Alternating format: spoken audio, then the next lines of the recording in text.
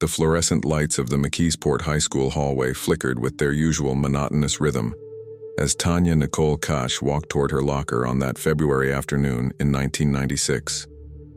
At 14, she was caught in that awkward space between childhood and adulthood, her brown hair pulled back in a simple ponytail, her backpack slung over one shoulder with the careless confidence of someone who believed the world was essentially safe. Outside, the Pennsylvania winter pressed against the windows, gray clouds hanging low over the steel town that had seen better days. McKeesport, once a thriving industrial hub along the Monongahela River, now wore its decline like a threadbare coat. Storefronts with faded signs, neighborhoods where hope seemed to rust along with the abandoned factories. Tanya's relationship with her father, Larry Koch, had been strained lately. Typical teenage rebellion, everyone said. Arguments about curfews, grades, the usual friction that comes when a girl starts asserting her independence.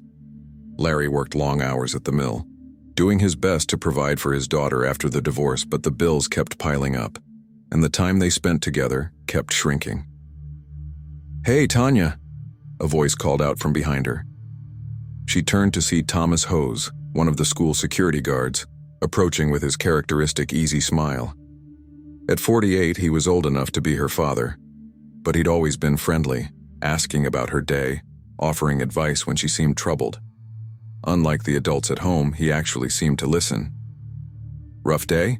he asked, noting the tension in her shoulders. Tanya shrugged, spinning the combination on her locker. "Just the usual. My dad and I had another fight this morning." Thomas leaned against the adjacent locker, his security badge catching the light. "About what this time?" "Everything. Nothing. I don't know." She pulled out her history textbook, avoiding his eyes. "He doesn't understand anything. He just works and comes home tired and angry." "That's tough," Thomas said sympathetically. "You know, if you ever need someone to talk to, someone who gets it, I'm here. That's what friends are for, right?" The word friends should have sounded strange coming from a middle-aged man to a 14-year-old girl. But Tanya was too wrapped up in her own unhappiness to notice the boundary that was being quietly eroded. In the months that followed, Thomas became her confidant, the one person who seemed to truly understand her frustrations. Their conversations grew longer, more personal. He'd tell her about his own difficult childhood, creating a false sense of shared experience, of mutual understanding. By the time February 10th, 1996 arrived, Thomas Hose had spent months carefully constructing an alternate reality in Tanya's mind, one where he was her protector, her only true friend, and the outside world was the problem. That evening, as snow began to fall over McKeesport, Tanya made a decision that would steal the next 10 years of her life. She didn't know she was walking into a cage. She thought she was walking toward freedom. Larry Koch came home from his shift at 6:47 p.m. to find an empty house. Tanya's winter coat was gone, but many of her other belongings remained. He called her friends. No one had seen her. He checked the usual hangouts around town, driving through the darkening streets as snow accumulated on his windshield, his worry growing with each empty location. By 9 p.m., he called the police. Officer Sarah Mitchell took the report, her pen moving across the form with practiced efficiency. "Any reason to believe she might have run away, Mr. Koch?" Larry's jaw tightened. "We'd been arguing, yeah, normal teenage stuff, but she wouldn't just leave without saying anything." "Most runaways come back within 48 hours, Mitchell said, offering the standard reassurance that she didn't quite believe herself. McKeesport had seen its share of troubled teens disappear into the streets of Pittsburgh or beyond, swallowed by a world that didn't care about small-town girls with nowhere to go. But 48 hours passed, then a week, then a month. Search parties combed the riverbanks and the abandoned industrial sites that dotted the landscape like rusting monuments to a forgotten era. Larry printed flyers with Tanya's school photo, her slight smile, her clear eyes, the face of a girl who still believed in happy endings. He stapled them to telephone poles throughout McKeesport, Mount Oliver, Duquesne, and across the Monongahela Valley. The local news ran the story. 14-year-old missing from McKeesport. Neighbors were interviewed. Teachers expressed shock. Thomas Hose, the helpful security guard, told reporters how worried he was about sweet Tanya and how he hoped she'd come home safe.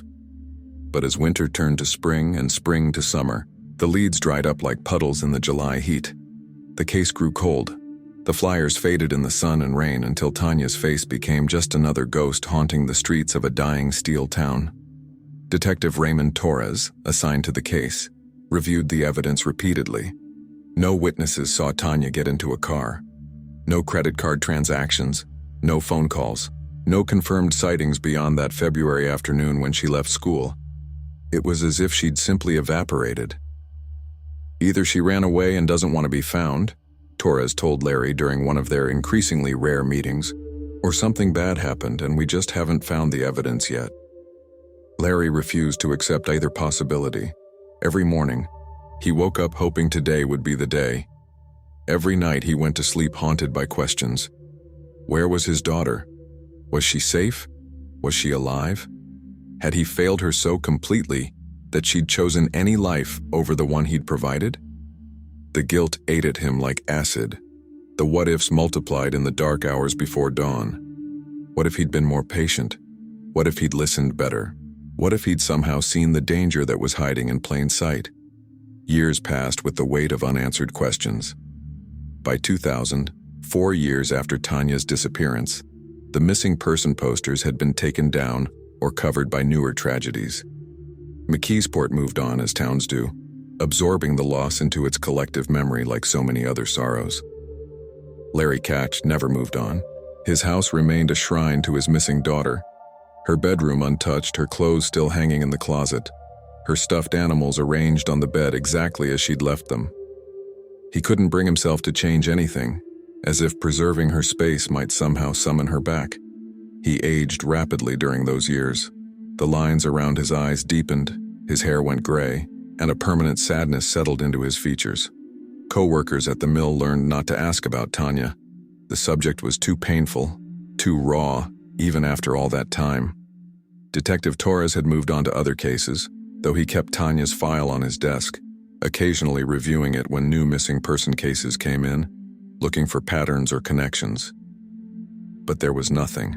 Tanya Koch had become one of those mysteries that would likely never be solved.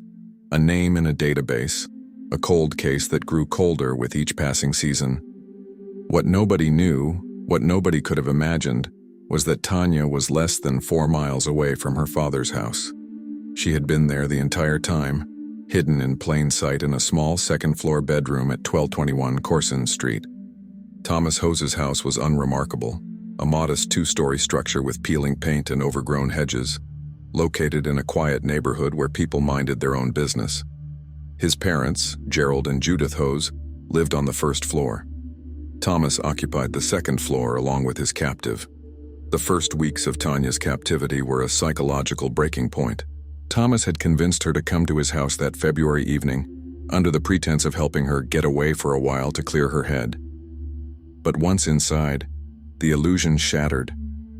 "You can't leave," he told her that first night, his voice gentle but firm. "If you go back now, you'll be in trouble. Your father will be angry. The police will ask questions, and I'll be arrested for helping you." "Do you want that to happen to me? To your friend?" Tanya, 14 and terrified, didn't know what to do. Thomas controlled the narrative with the skill of a predator who'd been planning this for months. He told her that the police were looking for her, that she was now considered a runaway, that if she went home she'd be sent to juvenile detention. He told her that he was protecting her, that this was temporary, that soon they'd figure out a plan. But days turned into weeks and weeks into months. The temporary situation became permanent. The second-floor bedroom became her entire world. Thomas's parents, elderly and increasingly frail, rarely climbed the stairs to the second floor. Thomas told them he had a girlfriend named Nikki Allen who was staying with him, and they accepted this explanation without question. Judith Hose's health was declining. She suffered from dementia and spent most of her days confused and disoriented. Gerald, overwhelmed with caring for his wife, was simply grateful that his son was home to help. Tanya was forbidden from making noise during the day. She learned to move silently, to exist like a ghost in the house where she was imprisoned. Thomas installed a lock on the outside of the bedroom door. When he left for work at the school, the same school where Tanya's missing person poster had once hung in the hallway, he locked her inside. The psychological manipulation was constant and sophisticated. Thomas convinced Tanya that the outside world had forgotten her, that her father had moved on, that nobody was looking for her anymore. He controlled all information she received, carefully curating a reality where she was dependent on him for everything: food, clothing, human contact, and the illusion of safety. "I saw your father on the news," Thomas told her once, several months into her captivity. "He has a new girlfriend. He seems happy. I think he's relieved you're gone, honestly. No more arguments, no more responsibility." The lie was cruel and effective. Tanya felt abandoned, forgotten, erased from the world. Thomas was all she had, and he made sure she knew it. As the years accumulated, Tanya's identity began to fracture. She was Tanya, the missing girl whose face she sometimes glimpsed on old newspapers that Thomas brought home. But she was also Nikki Allen, the name she was forced to use, the identity that allowed her to exist in this half-life. She practiced introducing herself. "Hi, I'm Nikki." The words felt like betrayal each time she spoke them. Thomas maintained strict rules. She was allowed out of the bedroom only at night when his parents were asleep. She could use the bathroom, move around the second floor, watch television with the volume low. But she had to be silent, invisible, a secret contained within the walls of 1221 Corsan Street. In 2003, Judith Hose died. The funeral brought relatives to the house, and Tanya spent 2 terror-filled days locked in the bedroom, not daring to make a sound as voices drifted up from below, as footsteps creaked on the stairs, as the normal world continued just beyond the door that imprisoned her. After Judith's death, Gerald became even more withdrawn, spending his days in front of the television, barely aware of his surroundings. Thomas's control over the household was now complete. Occasionally, Thomas would allow Tanya to accompany him on brief outings, always late at night, always to places where they were unlikely to encounter anyone who might ask questions. He drilled into her what to say if anyone spoke to them. "I'm Nikki. I'm his girlfriend. We're just running errands." The conditioning was so thorough that Tanya found herself automatically following the script, her real identity buried under layers of fear and learned helplessness. She'd read about Stockholm Syndrome in a magazine Thomas had carelessly left behind, and she wondered if that's what was happening to her. But recognizing the cage didn't mean she knew how to escape it. By 2005, 9 years into her captivity, Tanya was 23 years old, though she barely recognized herself. She'd missed her entire adolescence: proms, graduations, first kisses that weren't forced upon her by her captor, college applications, all the milestones that marked the passage from childhood to adulthood. Those years had been stolen, replaced with a suffocating routine of silence and submission. But something was changing. Gerald Hose's health was deteriorating, and Thomas needed help caring for him. For the first time since 1996, Tanya was being allowed outside during daylight hours. The first time she stepped onto the front porch in full daylight, she felt dizzy with fear and possibility. The sun was too bright, the street too open, the world too large after so many years in that second-floor room. Thomas stood beside her, his hand on her arm, a gesture that looked protective but was really a reminder. "I'm watching you. Don't do anything stupid." They drove to the grocery store, Sparrow's Market on Walnut Street, a small family-owned shop that served the neighborhood. Thomas needed supplies for his father, and he'd decided that Tanya, now using the name Nikki, could help carry the bags. Inside the store, Tanya felt overwhelmed. The fluorescent lights, the crowded aisles, the casual conversations between neighbors. It was all foreign and familiar at the same time. She'd been in grocery stores before in another life when she was still Tanya Koch, when she was still free. Joe Sparrow, the store's owner, was restocking shelves near the produce section when they walked in. He was a man in his 60s with kind eyes and the easy manner of someone who'd spent decades serving his community. Joe Sparico had run his family's grocery store for over 30 years, and in that time he'd developed an almost uncanny ability to read people. He could spot a shoplifter from 3 aisles away, could tell when someone was going through hard times by the items they put back at the register, could sense tension between couples by the way they navigated the store separately. So when Thomas Hose walked in with a young woman who moved like a frightened animal, Joe noticed immediately. It wasn't anything obvious, not at first. The woman kept her eyes down, stayed close to Thomas, and spoke only in whispers when he asked her to grab something from a shelf. She wore clothes that seemed slightly too large, her hair pulled back in a simple style that suggested someone who'd stopped caring about appearance years ago. But it was her body language that caught Joe's attention, the way she flinched when other customers passed too close, the way her eyes darted to the exits, the way she seemed to be simultaneously trying to disappear and searching for something she couldn't name. "Good afternoon," Joe said pleasantly as they approached the counter with their items. "Find everything okay?" Thomas answered immediately, his voice jovial and loud as if compensating for something. "Yeah, we're good. Just picking up some things for my dad. He's not doing so well lately." "Sorry to hear that," Joe replied, scanning their groceries. His eyes flicked to the woman. "And you are?" There was a pause, just a fraction of a second too long, before she answered. "Nikki. I'm Nikki." Something in the way she said it struck Joe as wrong. It was like she was reminding herself of the name, not introducing herself. He bagged their items slowly, watching her from the corner of his eye. Thomas kept his hand on her lower back, a possessive gesture that Joe filed away in his mental notes. They left, and Joe stood at the window, watching them get into Thomas's car. The woman, Nikki, she'd called herself, moved with the mechanical precision of someone following a well-rehearsed routine. She waited for Thomas to unlock her door, got in quickly, and sat perfectly still while he walked around to the driver's side. "Something wrong, Dad?"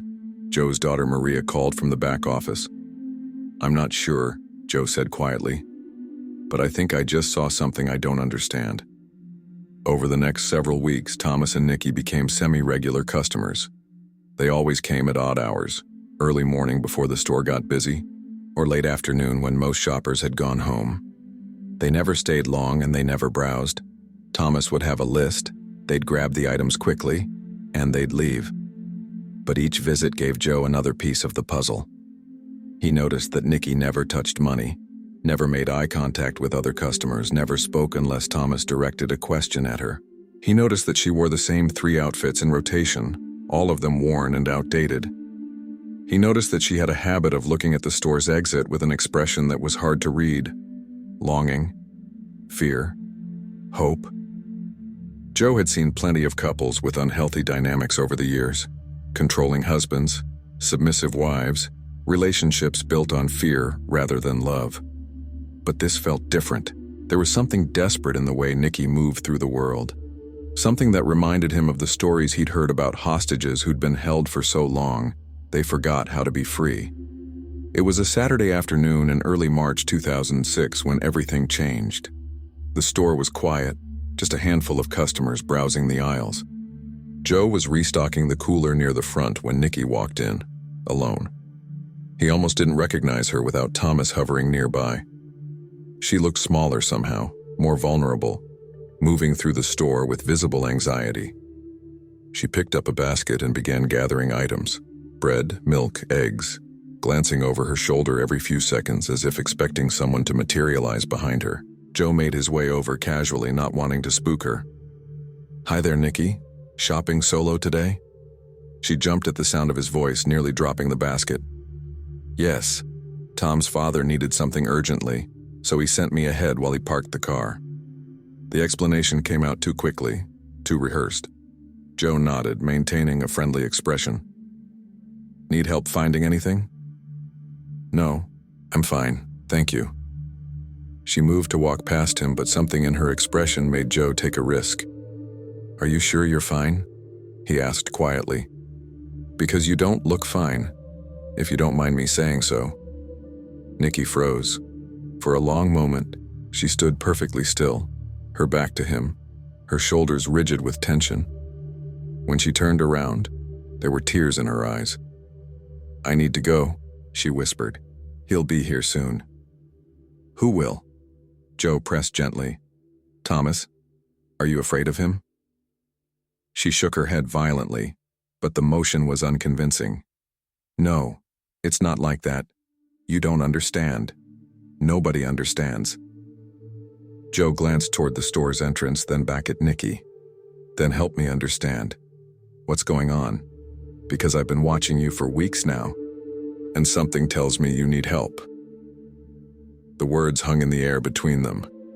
Nikki's hands trembled as she gripped the basket.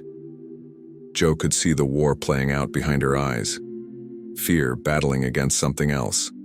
Something that looked like a desperate hope she was terrified to acknowledge.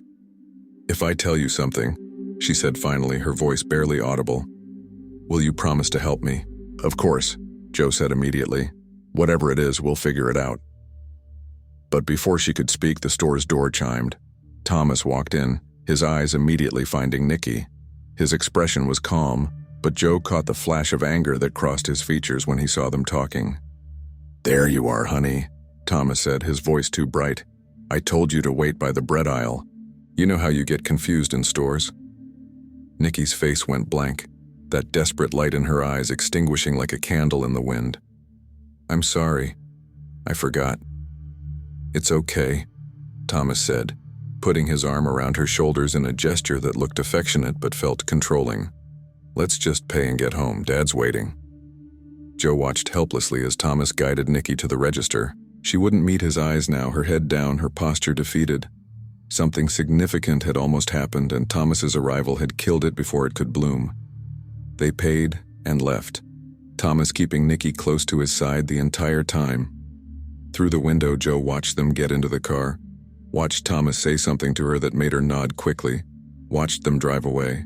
Joe stood at the register for a long time after they left, that brief conversation replaying in his mind. "If I tell you something, will you promise to help me?" The question echoed with a weight that suggested it was about something far bigger than a troubled relationship. That night, Joe couldn't sleep.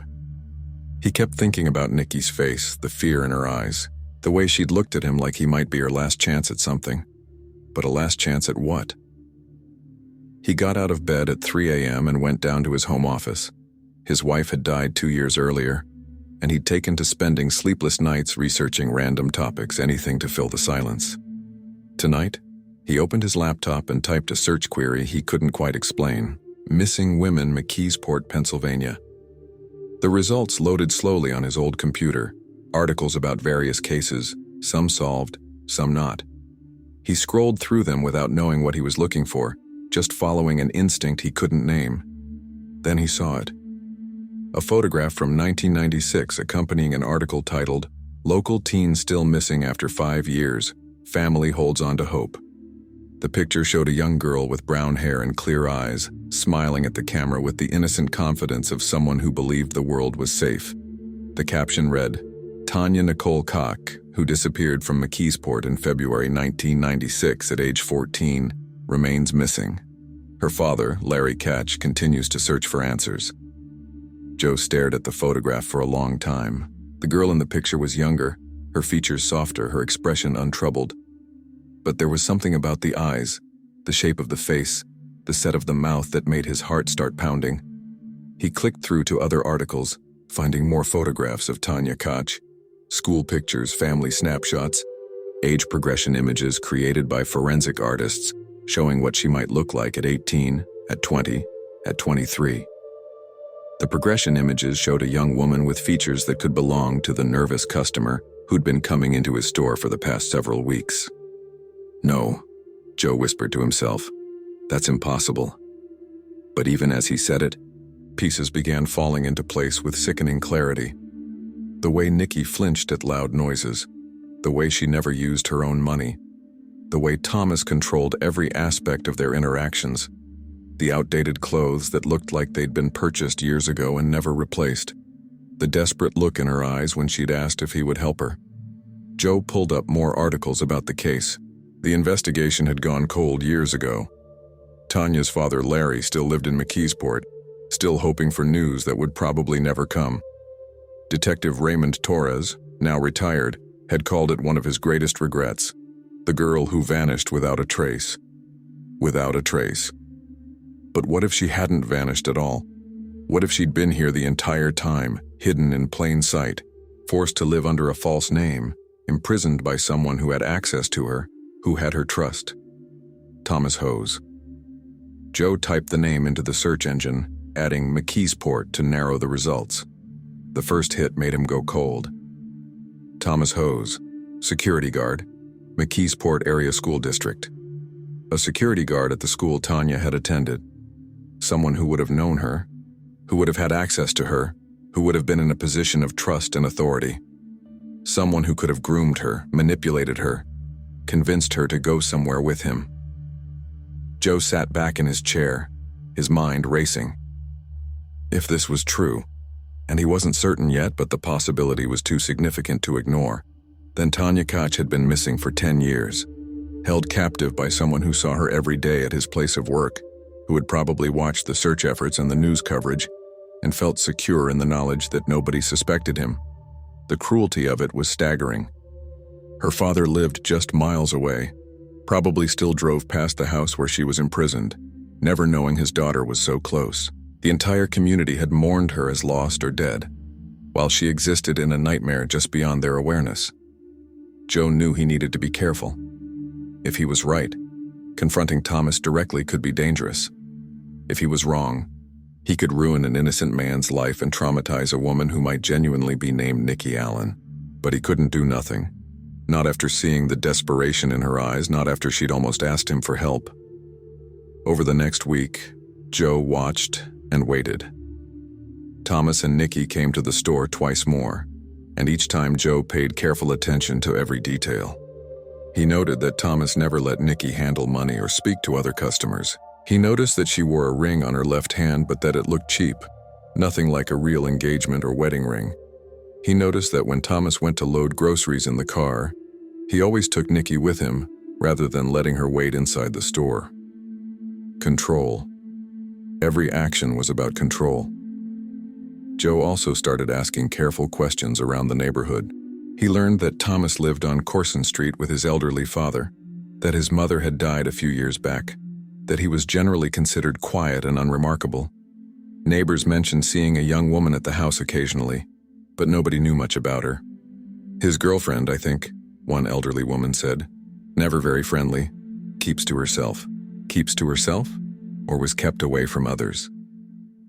On March 20th, 2006, Joe was working the register when the door chimed and Nikki walked in alone again. She looked even more agitated than the last time, her movements jerky and nervous. She grabbed a few items without really looking at them, then approached the counter. Joe smiled gently. "Hi there." Thomas parking the car again. She nodded, but didn't speak. Her hands shook as she placed items on the counter. "Listen," Joe said quietly, glancing toward the door to make sure Thomas wasn't about to walk in. "I need to ask you something, and I need you to be honest with me. Are you safe? Are you here because you want to be?" Nikki's eyes filled with tears.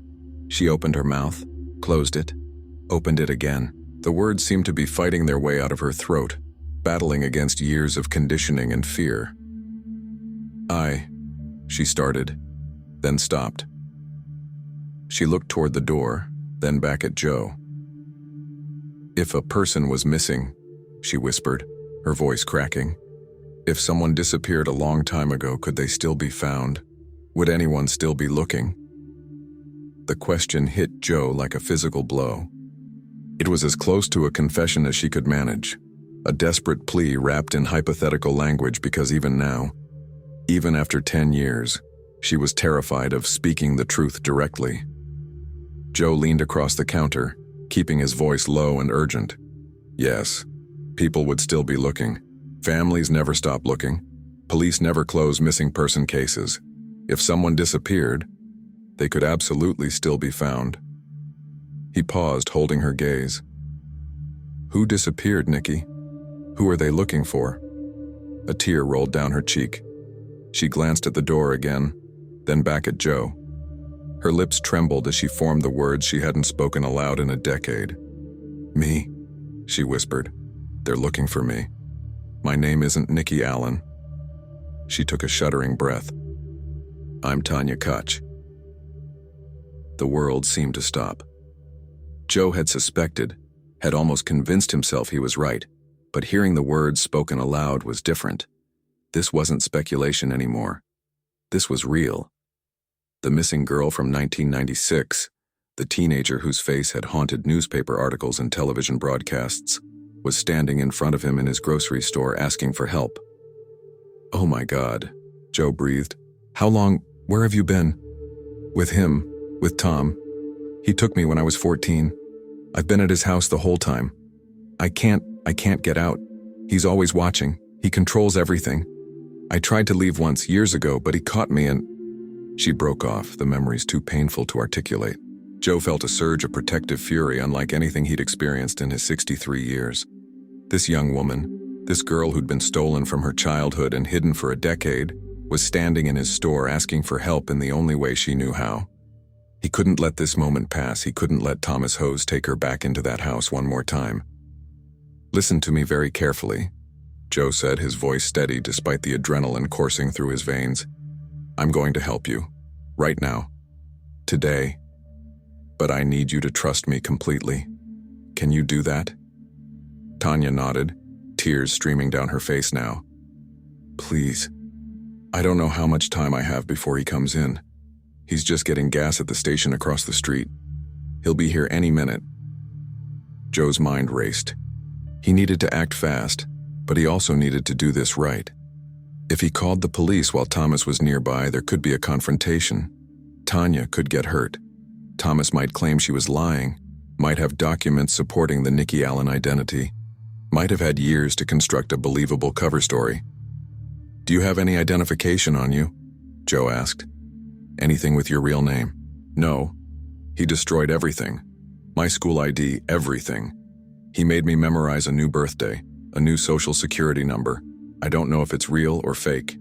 He said if I ever told anyone who I really was, we'd both go to prison. That I'd helped him by running away, that I was complicit. Classic abuser tactics, Joe thought. Make the victim believe they're guilty too, that asking for help will only lead to more punishment. That's not true, he said firmly. You were a child, 14 years old. Nothing that happened is your fault. Do you understand me? Nothing. Tanya sobbed quietly, her whole body shaking. I've been so scared for so long. I didn't think anyone would believe me. I didn't think anyone was still looking. I thought everyone had forgotten. Your father never forgot, Joe said, and watched her face crumble at the mention of Larry. He's still in McKeesport. He never gave up on you. My dad, Tanya whispered, the word coming out like a prayer. Is he okay? He will be when he sees you again, Joe promised. Then he glanced at the clock on the wall. They'd been talking for almost 3 minutes. Thomas could walk through that door at any second. Here's what we're going to do. I'm going to call the police right now. You're going to stay here with me, behind the counter where you're safe. When the officers arrive, you're going to tell them everything you just told me. Can you do that? But Tom will be arrested, Joe said flatly. He won't be able to hurt you anymore. I promise you that. Tanya looked toward the door, then back at Joe. He could see the battle playing out in her eyes. 10 years of psychological conditioning warring against the desperate hope of freedom. Then, slowly, she nodded. Joe picked up the phone behind the counter and dialed 911. His hands were steady, but his heart was pounding so hard he could feel it in his throat. 911. What's your emergency? My name is Joe Sparico. I'm the owner of Sparico's Market on Walnut Street in McKeesport. I have a young woman here who says she's Tanya Koch, the girl who went missing 10 years ago. She's asking for help. The man who's been holding her could arrive at any moment. There was a brief pause on the other end of the line. Can you repeat that, sir? Tanya Koch, Joe said clearly. She disappeared in 1996 when she was 14 years old. She's here in my store right now, and she's asking for protection from Thomas Hose, the man who's been keeping her captive. Officers are being dispatched immediately, the operator said, her professional calm cracking slightly. Keep her there, don't let her leave. We're sending units now. ETA is 3 minutes. Joe hung up and looked at Tanya, who was gripping the edge of the counter so hard her knuckles had turned white. They're coming. 3 minutes. You're going to be okay. But even as he said it, the store's door chimed. Thomas Hose walked in, a plastic gas station bag in his hand. His expression pleasant until he saw Tanya behind the counter with Joe. Then his face changed. Not dramatically, but enough for Joe to see the calculation happening behind his eyes. "Nikki?" Thomas said, his voice carefully controlled. "What are you doing back there? Come on, we need to get home." Tanya didn't move. She stood frozen, her eyes locked on Thomas with the look of a trapped animal.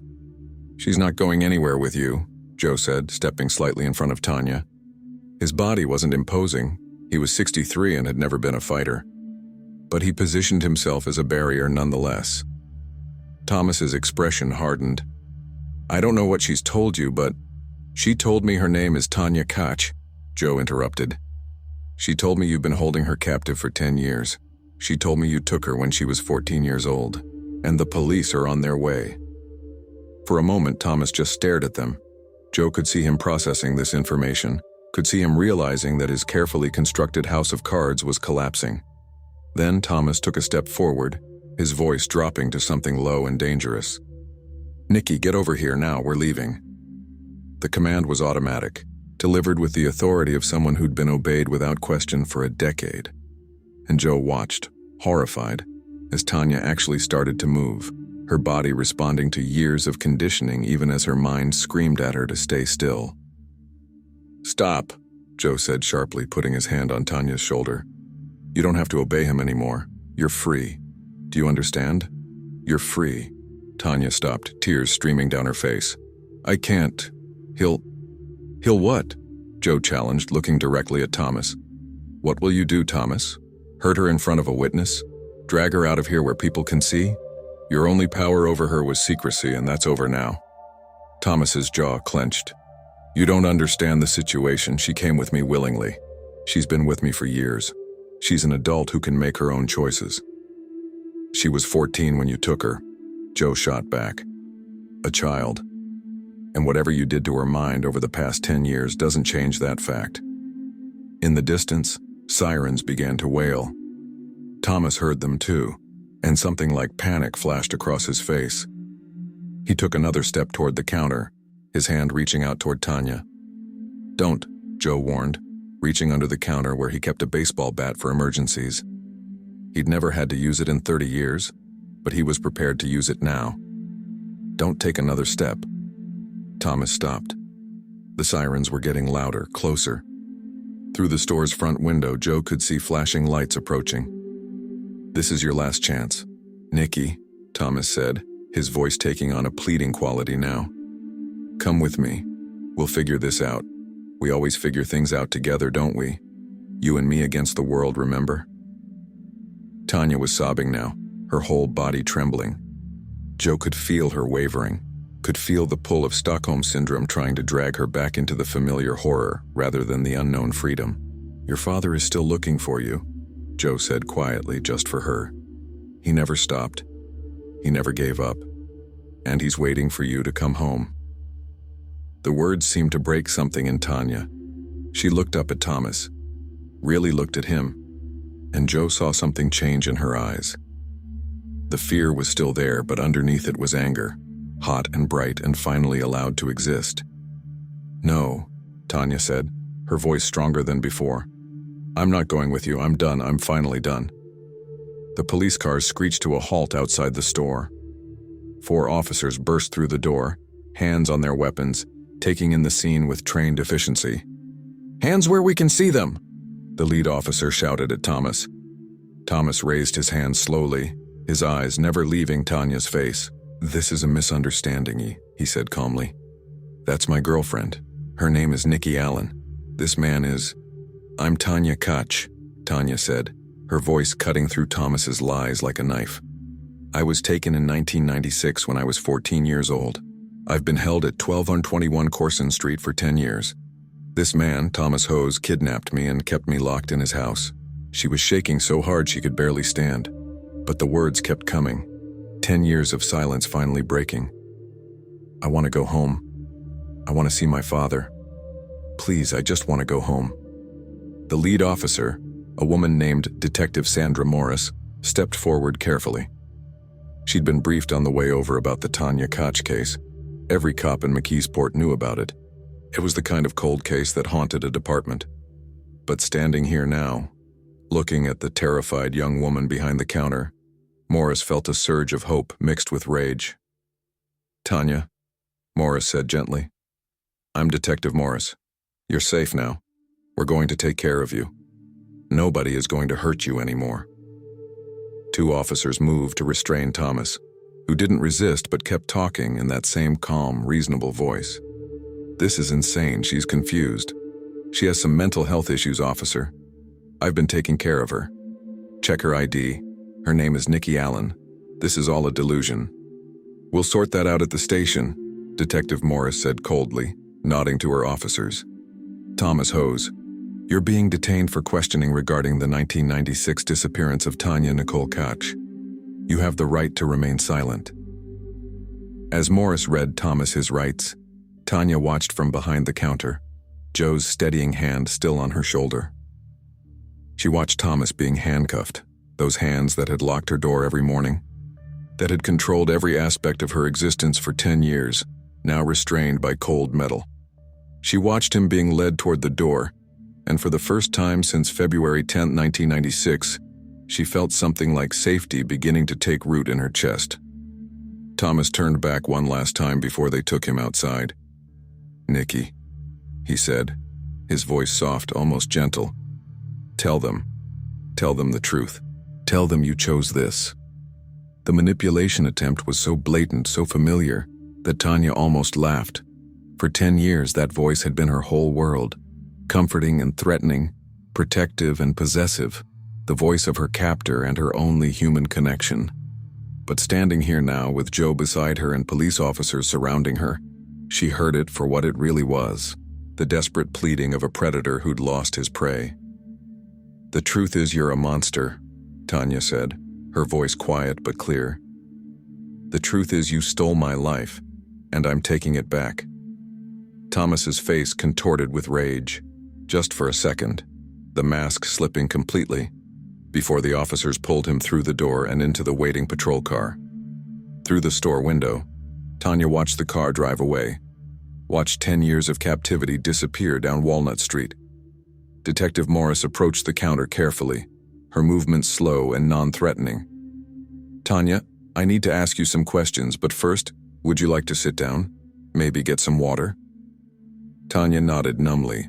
Her legs felt weak, as if now that the immediate danger had passed, her body was finally allowing itself to process the trauma of the last hour, the last decade. Joe guided her to a chair behind the counter, and Maria, who'd emerged from the back office during the commotion, brought her a bottle of water with shaking hands. "Dad," Maria whispered, "is this really—" "Yes," Joe said quietly. "It's really her." Detective Morris pulled up another chair, sitting at eye level with Tanya, rather than looming over her. "Tanya, I know this is overwhelming. I know you've been through something unimaginable. But I need to ask you some questions while everything is still fresh. Can you do that for me?" Tanya nodded, clutching the water bottle like a lifeline. "Let's start with the basics," Morris said, pulling out a notepad. "Can you tell me your full name and date of birth?" "Tanya Nicole Koch." The words felt strange in her mouth after so many years of being Nikki Allen. October 14th, 1981. Morris wrote this down, though Tanya suspected she already knew the information. "And you disappeared on February 10th, 1996, is that correct?" "Yes, I was 14. I was in 9th grade at Cornell Intermediate School." "Tell me what happened that day." Tanya took a shaky breath and the story began to pour out.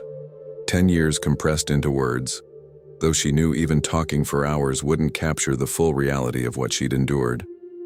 She told Detective Morris about the arguments with her father, about how Thomas had befriended her at school, about how he'd positioned himself as the only person who understood her teenage frustrations.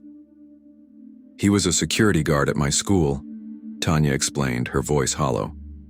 "He had access to everything, my schedule, my locker, my friends. He knew when I was having a bad day. He knew exactly what to say to make me feel heard. I thought he was my friend. I thought he cared about me. And on February 10th, Morris prompted gently. He convinced me to leave with him. He said we'd just go for a drive, that he'd help me clear my head. I was upset about another fight with my dad. I wasn't thinking clearly. I just wanted to get away for a little while. Tanya's voice cracked. I never meant to disappear. I thought I'd be home for dinner. She described getting into Thomas's car, driving to his house on Corson Street, walking inside and realizing too late that something was wrong. He told me I couldn't leave. He said if I went home now, I'd get in trouble for running away. He said he'd go to jail for helping me. He made it sound like we were both trapped, like we had to figure this out together. But you weren't trapped, Morris said firmly. He trapped you. I know that now, Tanya whispered. But I was 14. I was scared. And he was so good at making everything seem like it was my fault. Like I'd made the choice to come with him, so now I had to live with the consequences. She told Morris about the first night locked in that second-floor bedroom, about Thomas's parents downstairs, unaware or unwilling to acknowledge what was happening above them. She described the rules Thomas had imposed: silence during the day, no noise that might alert the neighbors, no attempts to escape, or he'd have to protect himself from prosecution, which meant making sure she could never tell anyone what had happened.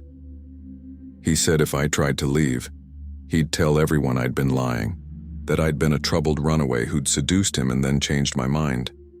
He said no one would believe a teenage runaway over a respected school security guard. Tanya's hands were shaking so badly she almost dropped the water bottle. And the worst part is, after a while I started to believe him. I started to think maybe it was my fault. Maybe I had made all the wrong choices. Maybe I deserved what was happening to me. Detective Morris's jaw was clenched tight, and Tanya could see the anger in her eyes. Not at Tanya, but at Thomas, at the system that had failed to find her, at a world where a 14-year-old girl could vanish and end up imprisoned 4 miles from her own home for a decade. Tell me about the house on Corson Street, Morris said. The layout, the security, everything you can remember. Tanya described the 2-story structure, Thomas's elderly parents on the first floor, the second-floor bedroom that had been her prison. She explained how Thomas's mother, Judith, had dementia, and his father, Gerald, was overwhelmed with caregiving, how Thomas had told them she was his girlfriend, Nikki Allen, how they'd either believed him or chosen not to ask questions. After Thomas's mother died in 2003, things got a little less restrictive, Tanya said. His father, Gerald, was alone more, needed more help. Thomas started letting me out of the bedroom during the day sometimes, started bringing me on errands with him. That's how I ended up here at Joe's store. She turned to look at Joe, who was still standing nearby, his face etched with concern and anger. You saved my life, she told him. If you hadn't noticed something was wrong, if you hadn't asked those questions, I might have been there for another 10 years, or forever. Joe's eyes were wet. I just did what anyone would do. No, Tanya said firmly. You did what hardly anyone does. You paid attention. You cared about a stranger. You took a risk to help someone you didn't know. She looked back at Detective Morris. Most people didn't notice anything wrong. We came to other stores, other places. No one else saw. Or if they did, they didn't care enough to ask. Morris made notes about the other locations they'd visited: gas stations, a pharmacy, a hardware store, all places where Tanya had been visible but invisible, present but unseen, a ghost moving through the world in plain sight. Did Thomas ever physically assault you? Morris asked, her tone gentle but professional. Tanya closed her eyes. This was the part she'd been dreading, the questions she knew would come but hoped she wouldn't have to answer. Yes. Not at first, but as the years went on, he became more possessive. He said I was his now, that I belonged to him. The assault started when I was 16. By then, I'd already been there for 2 years. I'd already stopped believing anyone was looking for me. The detective's pen moved across the page, documenting horrors that would eventually become evidence in a courtroom. Did he ever threaten you directly? Tell you what would happen if you tried to escape or ask for help? All the time. He said if I told anyone, he'd kill himself and make sure everyone knew it was my fault. He said my father had moved on, had a new family, didn't want me back. He showed me old newspaper articles about my disappearance, said the fact that the search had been called off proved no one cared. He said I'd been gone so long that if I suddenly showed up, people would think I'd been complicit, that I'd wanted to disappear. That's classic manipulation, Morris said. Isolation, control, making the victim believe they're complicit in their own abuse. It's textbook predator behavior. Tanya nodded. She'd read about Stockholm Syndrome in magazines Thomas had carelessly left around, had recognized her own symptoms even as she felt powerless to fight them.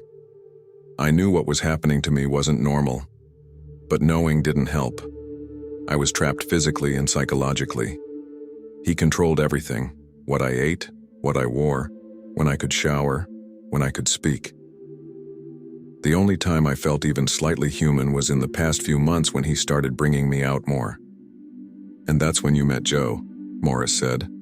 Yes. And Joe noticed me. Really noticed me in a way no one had in years. He saw that something was wrong, and he didn't just look away. Tanya's voice broke. He gave me hope that maybe, just maybe, someone still cared enough to help. Detective Morris closed her notebook and leaned forward. Tanya, I need you to understand something very clearly. Nothing that happened to you was your fault. You were a child when this started. Thomas Hose is a predator who manipulated and abused you for 10 years. You are not complicit. You are not guilty. You are a victim, and now you're a survivor. Do you understand? Tanya nodded, tears streaming down her face. She understood intellectually, but she knew it would take years, maybe a lifetime, to truly believe it emotionally. Now, Morris continued, I need to ask you something important. Are you ready to see your father? The question hit Tanya like a physical blow. Her father, Larry Koch, the man she'd been taken from when she was 14, who she'd been told had moved on and forgotten her, who she'd mourned for even as she was still alive. Does he know? Tanya asked. Does he know I'm here, that I'm alive? Not yet. We wanted to make sure it was really you before we contacted him. We didn't want to give him false hope. Morris pulled out her phone. But I can call him right now. I can tell him his daughter is coming home. Tanya thought about her father, the last time she'd seen him, the morning of February 10th, 1996, when they'd argued about something she couldn't even remember now. She thought about all the birthdays he'd spent alone, all the Christmases, all the ordinary days when he'd probably wondered if she was alive or dead, safe or suffering. Yes, Tanya whispered. Please call him.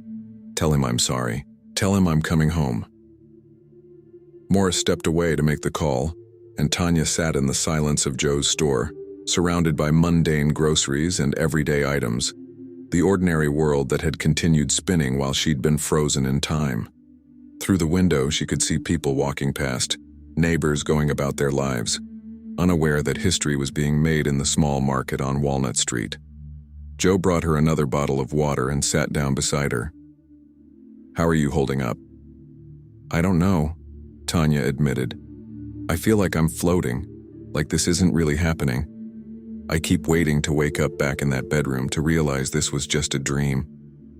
It's not a dream, Joe said firmly. You're free, and you're going to stay free. Across the store, Detective Morris was talking quietly into her phone. Tanya couldn't hear the words, but she could see Morris's expression, gentle, careful, delivering news that would change someone's world. After a moment, Morris looked over at Tanya and gave her a small nod. He knew. Larry Koch knew his daughter was alive.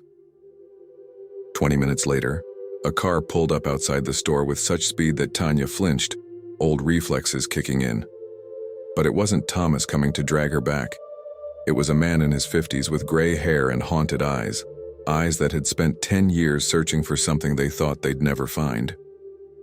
Larry Koch burst through the door of Sparrow's Market like a man possessed. His eyes scanned the store desperately, and when they landed on Tanya, he froze. For a long moment, father and daughter just stared at each other across the distance of 10 lost years. "Tanya?" Larry's voice broke on her name. "Baby, is it really you?" Tanya stood up, her legs shaking, tears streaming down her face. "Dad?" she whispered. Then louder, "Dad." Larry crossed the store in 3 strides and pulled his daughter into his arms, holding her like he'd never let go again. Tanya collapsed against him, sobbing, feeling his arms around her, real, solid, safe, for the first time in a decade. "I'm sorry," Tanya sobbed into his shoulder. "I'm so sorry, Dad. I didn't mean to leave. I didn't mean to be gone so long." "Shh, baby, no," Larry said, his own tears soaking into her hair. "None of this was your fault. None of it. You're home now, you're safe. I've got you." They stood there in the middle of the grocery store, father and daughter reunited, while Joe and Maria and Detective Morris quietly looked away, giving them this moment of private grief and joy. Outside, more police cars were arriving, and Tanya knew there would be more questions, more procedures, probably hospital examinations and forensic interviews and media attention that would turn her trauma into headlines. But for right now, in this moment, she was just Tanya Koch again. Not Nikki Allen, not a missing person, not a victim. Just a daughter in her father's arms, finally coming home.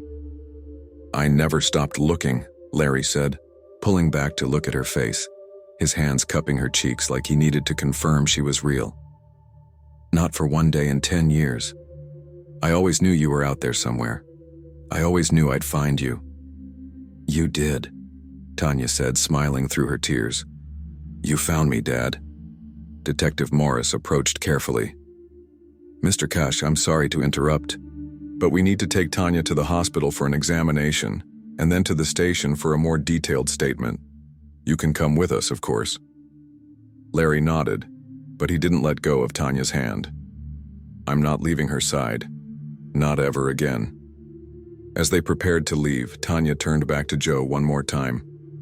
"Thank you," she said. "Thank you for seeing me. Thank you for caring. Thank you for saving my life." Joe smiled, his weathered face kind and gentle.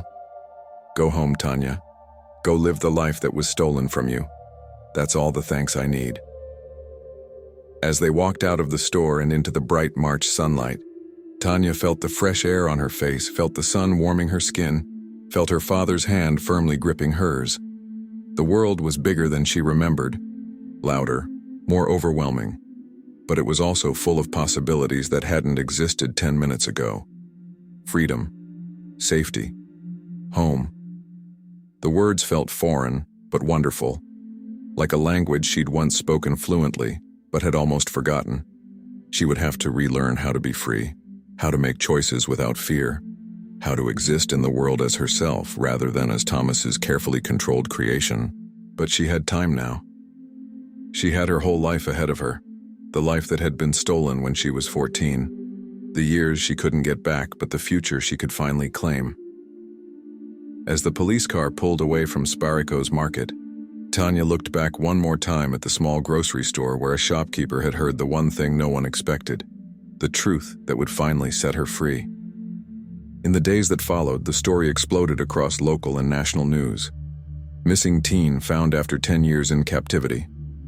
McKeesport girl discovered alive 4 miles from home. Security guard arrested in decade-long kidnapping case.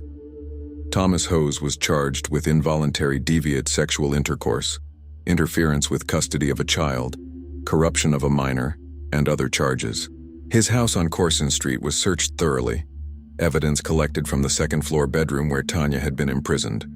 The locks on the outside of the door, the sparse furnishings, the journals where she'd written desperate messages to herself just to maintain some sense of identity. The community of McKeesport struggled to process the revelation. Thomas Hose had worked at the school district for years, had been a familiar face, trusted with the safety of children. The fact that he'd been hiding such a monstrous crime for so long, that he'd watched the search for Tanya while knowing exactly where she was, shook the town's sense of security to its core. But there were also moments of grace. Joe Sparico became a local hero, though he refused the label. "I just did what anyone should do," he told reporters. "I paid attention. That's all it takes sometimes. Just paying attention and caring enough to ask questions." His words sparked a conversation about awareness, about how easy it is to overlook signs of abuse and trafficking, about the importance of trusting your instincts when something feels wrong. Tanya's recovery was long and difficult. She worked with therapists to process the trauma, to rebuild her sense of self, to separate Tanya from Nikki and reclaim the identity that had been stolen from her. She had to relearn how to make decisions without fear, how to interact with people without the constant anxiety of being watched and controlled. Her relationship with her father, though damaged by the years apart, began to heal. Larry devoted himself to helping Tanya rebuild her life, and together they worked through the guilt they both carried, his for not protecting her, hers for the irrational belief that she'd somehow chosen her fate. Thomas Hose eventually pleaded guilty to multiple charges and was sentenced to 5 to 15 years in prison, a sentence many felt was far too lenient for 10 years of captivity and abuse. But Tanya found some measure of peace in knowing he was behind bars, that he could never hurt her or anyone else again. Years later, Tanya would speak publicly about her experience, hoping to help other victims of abuse and trafficking, hoping to encourage people to pay attention, to ask questions, to care about the person who seems just a little bit off, a little bit scared, a little bit trapped.